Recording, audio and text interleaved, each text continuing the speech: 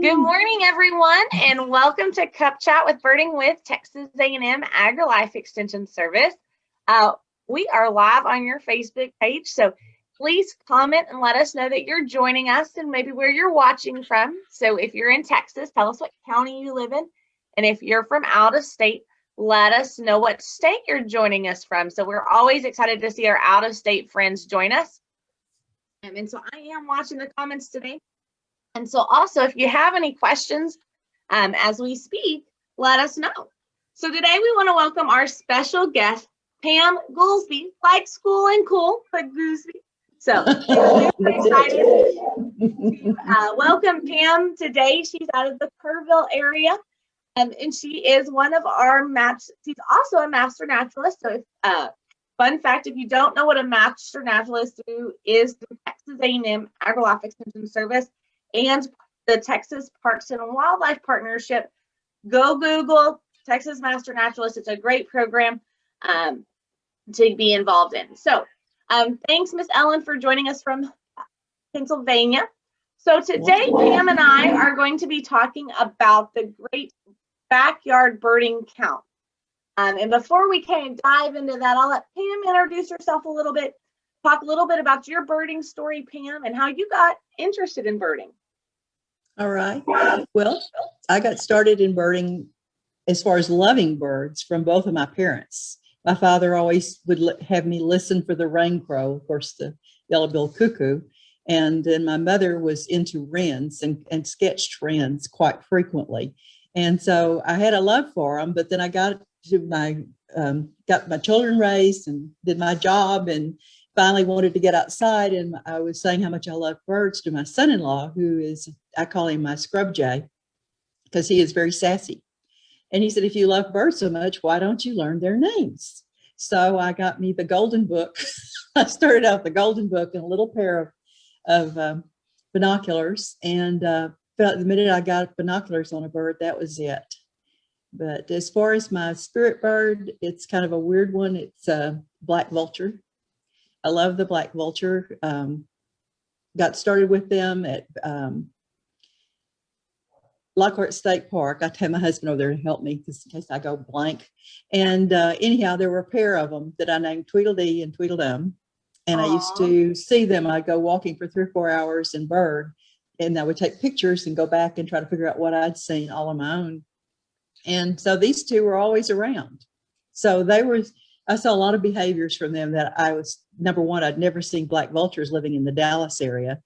So I was fascinated by them and how smart they were, and how people always think that vultures, well, I guess turkey vultures are kind of boring, but black vultures are quite smart.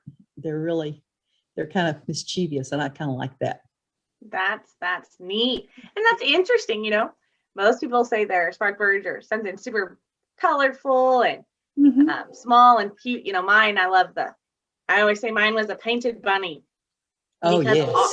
Well, and I call them bunnies because I thought that's what my birding mom was telling me it was. And she was like, don't you like the little painted bunnies? I'm like, yes, I love the little painted bunnies. They're so cute. Couldn't love a painted bunny, yeah. Yes.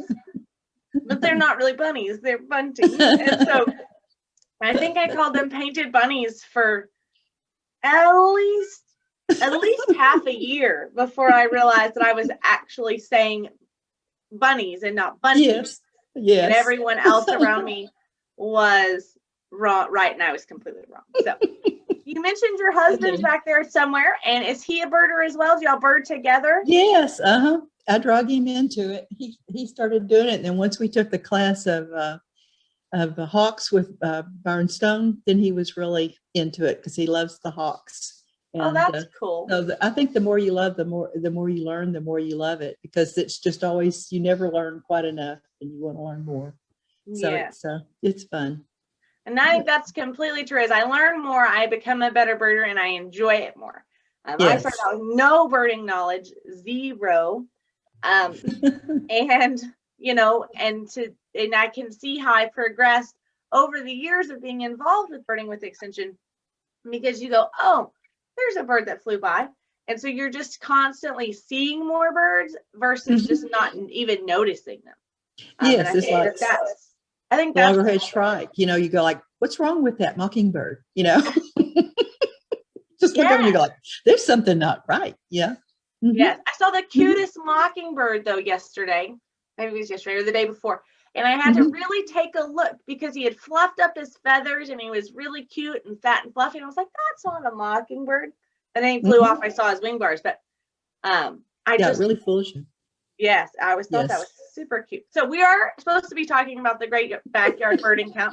We should get to that. So the Great Backyard Birding Count, this is a perfect time to talk about it because it is coming up in February. So the Backyard Birding Count is 4 days in February, and this is a historic citizen science project. So what makes those 4 days unique, Miss Pam, to understanding our global bird populations? And tell us a little bit more about the Great Birding Classic and the history that you've been involved in. Well, it's for me, when I hear it, I just get out and bird more because I do eBird already. But when I thought about that question, I thought, well, that's a good question. You know, we've just had Christmas bird count. So how much has it changed from Christmas bird count to now to when the mass migration starts? And that's my understanding, is that one of the main things is to see the habitat where the birds are, you know, what birds are where, which ones have moved since Christmas. And it used to be, that was one of the main things. And I read that now that it's global, that's just one of the side benefits. But to me, it's fantastic to see how eBird will show all the different places where people are birding that particular day on the map, and the lights come up, and it really makes you feel like you're part of something that is important, which it is. Right, and it is a truly global program. So give me the 4 dates. I did not write that down. When do we start? It starts on Friday. Valentine's Day is Sunday this year, so it's going to be Friday, Saturday, Sunday. It's the 12th through the 15th. So it starts Friday, Saturday, Sunday, Monday. And so that's coming up. Now, when you talk a little bit about the global populations and putting that data into eBird, I think you made a great point that at first, you know, we just did Christmas bird count. So we have all that data. We're about to really start birding in March and have a lot of data from everyone from everywhere. But that Great Backyard Bird Count is kind of in the middle. So it really can show you it's two great sets of scientific data in a relatively close period of time. And it's a designated 4 days. So it's not, so like the Christmas bird count, there's a designated set of days. And so they know specifically that data, everybody kind of ups their game during the 4 days per se, and we really get a good set of data points. So I think that's a great point. Now, how can birders get involved? It's coming up on the 12th. If someone gets involved, can they still do that? Do you have to bird from your backyard? No, you don't. You can go to your favorite place. I got tickled. One lady wrote about, she lived in an apartment, and she said, well, how can I do that? But she went out around the apartment and in the surrounding areas, and it was amazing the number of birds, because there are a lot of trees and they were full of birds. You may go to your own place that you enjoy. I plan on going to our river trail, which I enjoy birding on, the Dietrich Center area and different places like that I know there'll be birds. But I'm definitely going to do my backyard first, because it's amazing how you can take for granted, like we were talking about, different birds can all of a sudden, that bird, you know, all of a sudden you look back and I think, oh, that's a bunch of house sparrows. And then I look closer, it was chipping sparrows. And I'm like, oh my goodness, I could have missed that.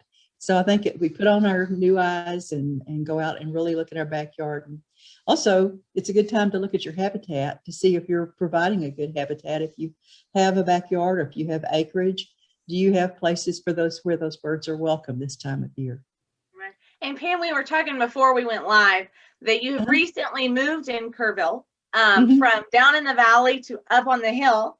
That's right. So this will be your first Great Backyard Birding Count on the top of the hill. Are you excited to see the differences in the species that you really see in your backyard? Yes, we've been inundated with the pine siskins up here.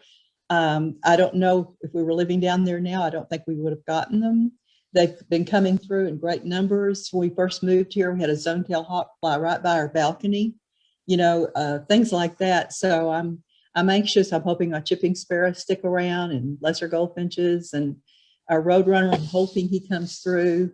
We have a pair of them that come through, a pair of Inca doves and things like that we never saw down there. Of course, down there we got a lot of we had a family of starlings, which was really exciting, but they are cute when they're babies. Starlings, if you don't have 500 of them, they're pretty cute.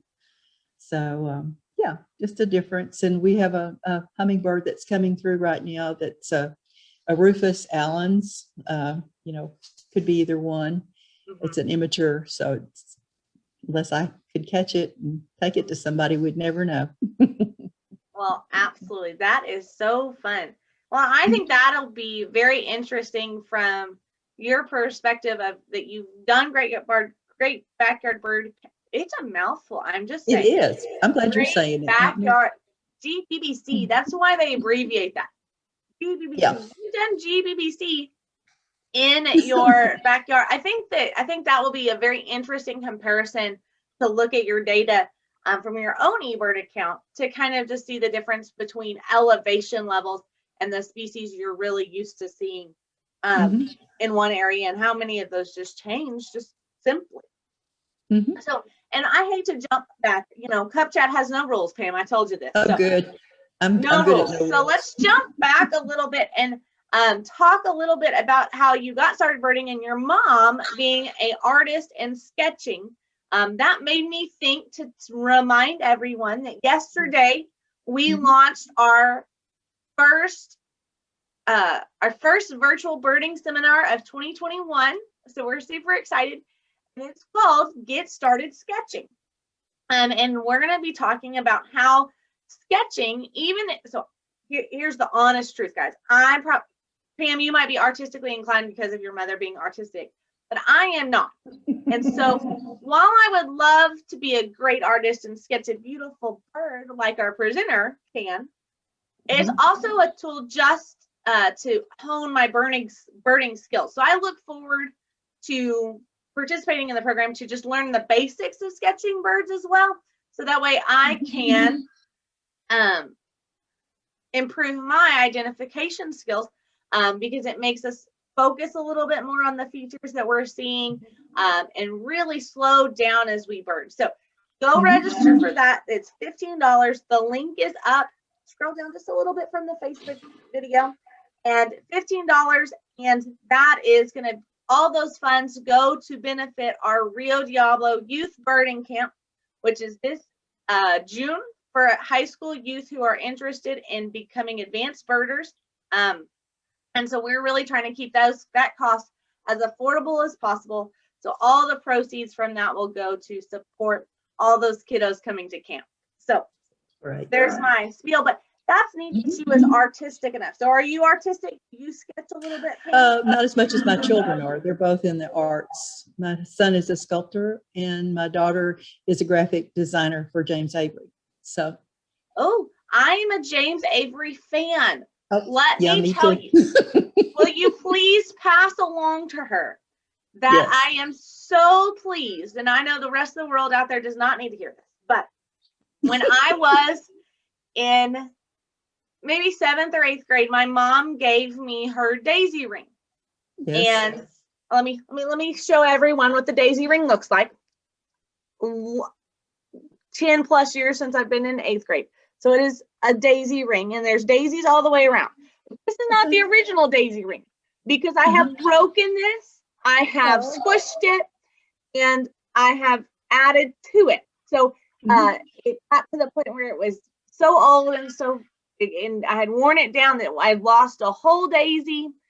So they added gold bands and soldered them to it so it wouldn't break. But tell your daughter I'm so thankful that they brought back the daisy ring this year. Okay, I will be sure and do that. Yeah. Because I went out and bought one in case my original one breaks. I will have a backup daisy ring. Yes, I understand. So, yeah, anyway, I received some back in 1961. A daisy ring? No, not a daisy ring, but different charms that she bought. Who knew that back in 61 that they were selling them at different churches. So different, that's kind of how he got started. So it's interesting. It's part of Texas. Yes. Well, anyways, please pass on my compliments to your daughter that I love the Will daisy do. ring being back. Okay, will do. So, okay, so moving and being in the hill country area, we've seen so many alerts for rare birds this year. Talk a little bit about any rare birds you've kind of seen come through your area. And are you hopeful that we're going to kind of see that rare bird trend continue through great BBC? We're not going to even try to say it anymore. Oh, I would imagine so. It seems like to me that the more people that are out, I think the birds are there. I think the more people out, the more people that will be able to spot them. I think it's really important too. One thing that I want to be sure and bring up is if people only have 15 minutes, I think that's something that I read that I thought was really important. If some people say, well, I have to go to work or I have children, I don't have time, pick out 15 minutes and participate one day or all the days, or you can bird all day if you want to. So I think if people are a little bit afraid that, oh, if I get on eBird and I make a mistake, I'll be embarrassed. And I don't think that you need to do that. You need just to step on in and you can go to Merlin and you can use, Merlin to help you identify. You can take a picture, you can sit down with your book. And that's the way I started learning. And then I was lucky enough to get with different organizations. Yeah. And you can do it. And you can reach out to different organizations in your area and see if, with COVID, there's a lot of different rules this year, but you can do it as a group. There are group rules. So if you want to go out birding as a group for your great backyard birding, GBBC. Yeah. If you want to go out and bird with a group, that's a great way to learn. Maybe you participated in a Christmas bird count this year, contact people you were birding with then, or a master naturalist group. If you are a beginner birder and don't have any birding buddies yet, reach out to the local master naturalist club and see who's birders there. They are, Pam has a heart of gold for just joining us today, but all of our master naturalists have just tremendous hearts and want to share their love of outdoors and their specialties with everybody. True. So that's a great place to look for somebody to go out birding and GBBC with. So, what rare birds have you seen this year? Oh, this year, let's see. I go blank. I'm just trying to think. We've had, I can't think of anything right now because you asked me. I get off and I'll think of everything. But basically, saw some mountain bluebirds the other day. Now that I think about it, Paul Sellen, who's one of our local really good birders who moved here from Houston. He lives over in the Ingram area. He has had a calliope that he's reporting at his house, and then there's some over in the Ingram area, some mountain bluebirds, which was fun to go over and see them. I've seen them before, but to see them here, I think it's really cool. That's neat. Well, and I think that's the neat thing about the rare birds this year. It's maybe not birds that are truly rare or unique or sparse, but maybe they are just in an area that we don't typically see them. Yes. And so one thing that I think will be interesting is as we have seen a very an increase in everyone's birding activities because of the pandemic, and hopefully we see an increase this year in the great backyard birding count. Maybe they're not necessarily rare to that area. Maybe we just haven't opened our eyes and really looked in some of these areas that we're actually looking and birding in. And maybe they live there all the time and we just haven't kind of found them yet. So I think it'll be interesting. I had a friend the other day that saw a laughing gull just come through, and she said it was exhausted sitting on the dam over at Guadalupe Park. And she said, of course, she made sure that's what she saw. She was thinking it was a little bit of Franklin. Then she looked closer, and it was a laughing gull. And she got some really good pictures. And I think that's another thing. It's a lot of fun to take a picture and then bring it home and see what you can do. Then you can also put it on iNaturalist and get some help with it. Maybe if you want to it'll give you some suggestions. You can take one of the suggestions and post it. Then other birders can get on there, and if they need to, they'll correct you, and so you learn. Right, absolutely. I think A lot of people are afraid of making mistakes. And I think that you have to go ahead. It's like everything. You have to make a mistake if you're going to get better. So I'm real good at that. Absolutely. So talk a little bit about iNaturalist. So I know in our previous conversations before we came live, you are an avid eBird user and iNaturalist user. So kind of tell us the differences in your personal perspective between the two. You don't have to pick a favorite, but maybe tell everyone who, those of you who are iNaturalist lovers and those of you who are eBird lovers. Pam is an example of someone who does both. And so talk a little bit about why you use both and what features both have to offer. Okay. Well, I'm an and person in the first place. I'm not an or. It's funny how people say, do you like to play tennis or golf? It's like a new gentleman that said, what happened to and? But eBird, it's like, I feel like that specifically they're mapping, and I feel like that my day birding, I'm sharing with somebody else that can't get out and bird, or maybe also I'm sharing with somebody that might want to come in at some point and do some type of a study. So that time is donated to them. And iNaturalist, I feel like it's, again, it's a compilation, but it's more of a visual compilation. You've taken pictures. I don't think either one of my kids are going to want to inherit all these pictures, but once I take a picture or get one I send in some that are not just real good because it's a bird I'm really excited that I saw.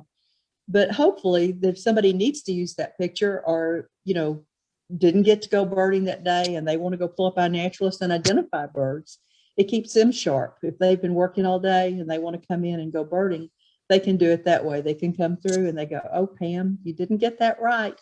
And they'll tell me and I go, oh, because of this. Okay. And then I cross it out and go on. And I think that's one thing that I think a lot of people are hesitant to join in because they're afraid of being corrected. And to me, it's like if you're taking gymnastics or anything, it's a correction that makes you learn, and it's nothing personal, Absolutely. And I think that that's a true statement because, I can tell you took a great picture, but that doesn't do anything for you. And if we say, this is a nice picture, but this, and this are ways you can improve it, that's something that I think that, I think you make a great point on that. And I bring that back from a livestock and working with our kid perspective. If I tell my kids they're perfect or they're great all the time, that they're not getting any constructive criticism, and some might think that my constructive criticism is but it's out of a place of love to make them better, not always a place of criticism. So yeah, and also it's like an aha moment where you see through new eyes that same bird and you go, wait a minute, it's like when you're talking about, I took a duckology class the other day, which was so super through Bear Audubon. And the sweet lady was talking about looking at where's the white on the duck. And I mean, I told my daughter about that. My daughter and son-in-law are very much into birding. Actually, they're the ones that got me into birding. And so my daughter says, that's the kind of thing that you're looking for, that little pearl that you're looking for to remember when you're out birding. Where is the white on the duck? That's a great point. So as we kind of wrap up our 30 minutes, I want to remind everyone, if you've joined us, please comment where you're from. And so Pam, we are excited though to share this evening or this morning, this afternoon, whatever time you're watching this, that Birding the Border here in Del Rio, based out of Valverde in Kinney County, we are starting to fill up. And one thing that you had mentioned was taking pictures and getting better at photography and in iNaturalist, using pictures in iNaturalist. And that's funny. We wanted to remind everyone that we do have our photography track open. Our professional photography guide is Laura Keeney. She did the big year with pictures one year and photographed more bird species than anyone else. And so she is going to be our photography guide. We're excited to have her join us. And then we are starting to fill up on our trip. So Baker's Crossing trip is now full. We've got a few trips like Below the Dam, Zuberbiller's Ranch. What's my other one? That are starting to get full. Like there's 1 or 2 more spots on those. So guys, if you want to get registered soon. And then we have a handful of trips that have several spots left. So if you are wanting to come to Birding the Border, we really encourage you to get registered. Please know that we have made all the preparations to have a safe and fun event and program. But if for any reason there was a need, and we don't foresee this being an issue, but for if any need to cancel due to change in state, local, or agency guidelines, that everyone would get a full refund if we can't host the program. So please trust us that we are doing everything in our power to host a great, safe program, and think that we have got plan A, plan B, plan C, and plan D, plan Z already, depending upon what those guidelines look like, and making sure that we host a safe event for everyone. And a lot of those we will publicize what plan A, B, C, or D we have to go with as we get closer, because we know that agency guidelines and state and local guidelines can also change. And so when there is a strict set of guidelines that we will be following. Some of them can change based upon those guidelines changing. So we're excited to be hosting that this April 29th, April 30th, May 1st, and May 2nd. So, and Pam, speaking of Master Naturalists, for all the Master Naturalists joining out there, we do have a advanced training page on our website that you can just click on, print off with the suggested advanced training hours, and you can turn that into your Master Naturalist chapter for approval. But we've made that easy for what we suggest that you apply for, and then a quick, easy print for you to submit. We thought that might be helpful. Right. That is helpful. Yeah. We've started doing that with all of our birding with extension programs, because we feel like they are quality advanced training hours for those that want to hone in on their birding skills, especially since we host the afternoon birding with extension seminars, and we send you out with professional guides that we really hammer on to make sure that we are educationally driven. So in the field, we are not only are we being a professional guide and sharing what birds are out there, but we're really sharing the educational piece to make everyone a better birder when they leave. So absolutely. Sounds it's fun. Well, and good luck on the upcoming great backyard birding count. Are you going to be doing that with a group? You said you were going to go to the river trail, but are you going to be doing that with a group? Just my husband and I. We'll just bird, and we do have a group that of 5 that I'll be birding with tomorrow. Just that we have different groups through the Master Naturalists, but we only have 5. We all wear masks and we stay separate. Actually, in the wintertime, masks are wonderful. They keep you warm. They're really, and if you're like me and have problems with cedar fever, that keeps a lot of the cedar out too. So yeah, it's maybe a fashion trend even after the mask mandate's gone. Oh, I can believe that. Yep. Well, we want to say thanks to Marcy and Beth and April and Miss Erin for joining us. We're excited to see you. And since Marcy joined on, I'm going to go ahead and throw this out there. Definitely want to remind everyone that at Birding the Border and Pam, you talked about starting off with your little binoculars. Land, Sea, and Sky is our optics educational partner. So if anyone has any questions about your optics or wanting to improve your optics, Land, Sea, and Sky is planning to be at our Birding with Extension programs that they can be at, but always just call. They're a wonderful resource. If you have questions about your optics, they'll definitely help you out over there. So we love that they're a Texas-based company, and you can always go back. Marcy joined us for Cup Chat a couple of weeks or months ago. And we had a great time talking about binoculars. So go back in our history or on our YouTube channel, and you can check those out. So sure does save you a lot of time. If you're not using the right binoculars, you can get discouraged birding. That's for sure. Yes. And did you know you're not supposed to clean them with the bottom of your t-shirt? Well, I thought you're supposed to breathe on them and then use your t-shirt, right? Oh, that's not what Marcy says. No. No, I've bought the Zeiss wipes. I was getting them out the other day, and one of my friends says, "Oh, you can't use wet wipes on your binoculars," and I was like, "No, that's Zeiss." But yeah. Yes, but yeah, if actually that's who I bought my current binoculars from, Land, Sea, and Sky. So also one thing we didn't bring up is that wild birds Unlimited Uh-huh. is sponsoring the Christmas, listen to me, Great Backyard Bird Count this Oh, year. yes. And that it's, let's see, National Audubon, Cornell, and Birds Canada is Yes. also part of it. So Yeah, they are yeah. the partnering organizations that really encourage backyard GBBC. Yes. Y'all actually have a great Wild Birds Unlimited in Kerrville there. So Yes, we do. We that do. is, if you're in the Hill Country area, there is a Wild Birds Unlimited there in Kerrville. I've been very blessed to work with them several times, and I've answered any questions I have when I'm talking about bird feeders, and I'm getting all my stuff ready for some of our producers out here who are part of our Birding the Border program. So that's been really neat, is getting there, utilizing because that's the closest store to us here in Del Rio. So I utilize the Kerrville store to help some of our producers get their feeding plans ready for Birding the Border. So that's been fun. They're great. Yeah, people. Linda writes a really nice monthly little newsletter about what's happening at her ranch, which is fun to read. If you haven't gotten to get out and go birding, you can just virtually experience it through her. Yeah, wonderful.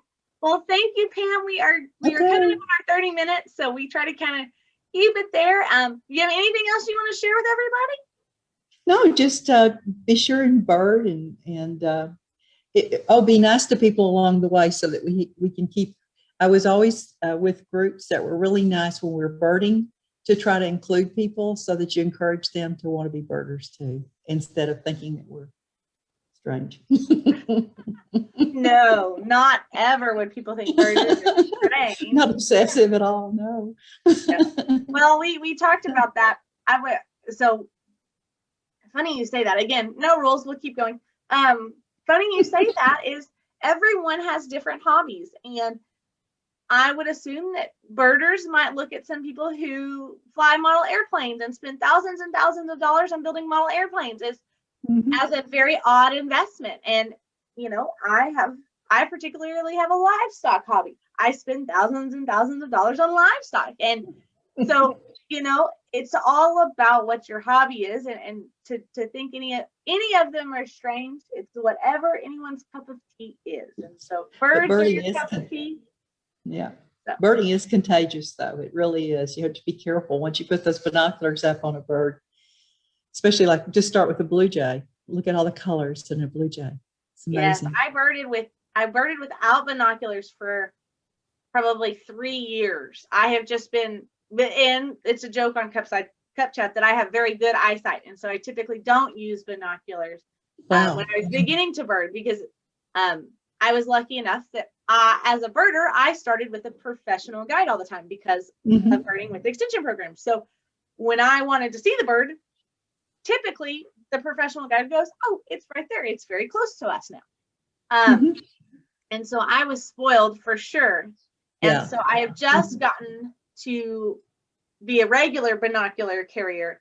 And it is so amazing how different birds look just to the naked eye versus through the binoculars. So yes, it is amazing. But it's been fun. So anyways, it was great to have you, Pam, and thank you so much for sharing. Well, thanks for having me.